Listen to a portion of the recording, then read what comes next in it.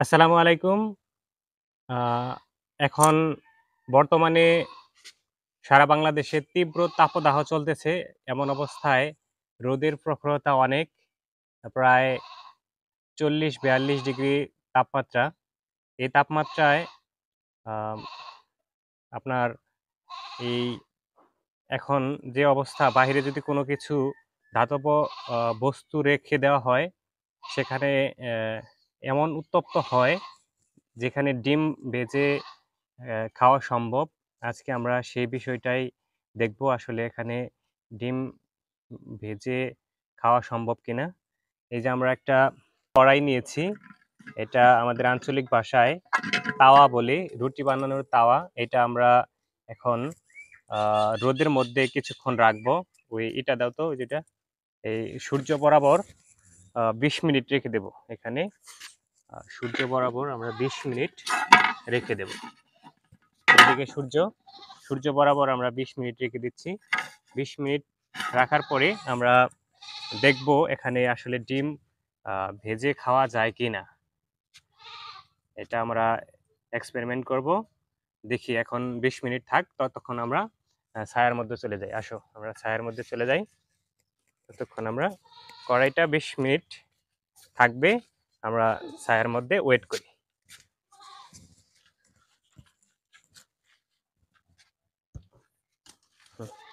এখন আমরা দেখব বাহিরে আ কড়াইটা রেখেছি, যেটা তাওয়া, আমাদের আঞ্চলিক ভাষায় তাওয়া বলে, এই তাওয়াটা রেখেছি রোদের মধ্যে, প্রখর রোদের মধ্যে সূর্য বরাবর। আম এখন ২০ মিনিট হয়ে গেছে, ২০ মিনিটের উপর হয়ে গেছে। কয় মিনিট হয়েছে? ২০ মিনিট। ২০ মিনিট। ২০ মিনিট ২০ রোদে মিনিট ছিল। হয়ে গেছে। এখন আমরা দেখব যে এখন আমরা ডিমটা ভাজতে পারি কিনা। আসো আমরা দেখি।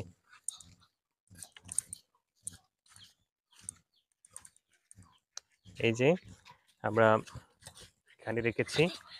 আম কড়াইটা এখানে রেখেছি। এই যে এভাবে দেখি গরম হয়েছে কিনা, আমি একটু চেক করি। ওটা সরাও। ওরে আল্লাহ!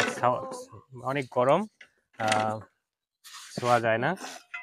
এখন ডিম ভেঙে দাও। এখন ডিম ভেঙে দিচ্ছে সিয়াম। সিয়াম ডিমটা ভালো করে ভেঙে দাও। পাক্কির মধ্যে দাও জোরে করে। হ্যাঁ। পরিষ্কার ওইগুলা ময়লা যায় না জানি। হ্যাঁ। উঁচা করে ছাড়ো। মাঝখানে বরাবর। মাঝখানে উঁচা করে, হ্যাঁ। দেখেন, উঁচা করে দাও। দেখেন ডিম দেওয়ার সাথে, সাথে সাদা হয়ে গেছে। আম ডিমটা দেওয়ার সাথে, সাথে দেখেন এইখানে সাদা হয়ে গেছে। মানে এটা এত গরম হয়েছে যে আপনারা দেখতে পাচ্ছেন যে ডিম ভেঙে দেওয়ার সাথে, সাথে এই যে দেখেন, দেখেন কি অবস্থা। ভেঙে দেওয়ার সাথে, সাথে গরম হয়ে সাদা হয়ে গেছে। মানে এটা এতটা গরম আ হয়েছে। আমরা আরো আ ১ মিনিটের মতো একটু অপেক্ষা করি। দেখি কেমন হয়। দেখুন আপনারা এইটা গরমে মানে প্রায় half boil, already half boil হয়ে গেছে। দেখেন এটা আমরা আরেক মিনিট অপেক্ষা করি। দেখি কেমন হয়। দেখেন আপনারা একদম মানে কি অবস্থা রোদের, হায় আল্লাহ! এত অবস্থা খারাপ। দেখেন প্রায় ডিমটা ভেজে গিয়েছে।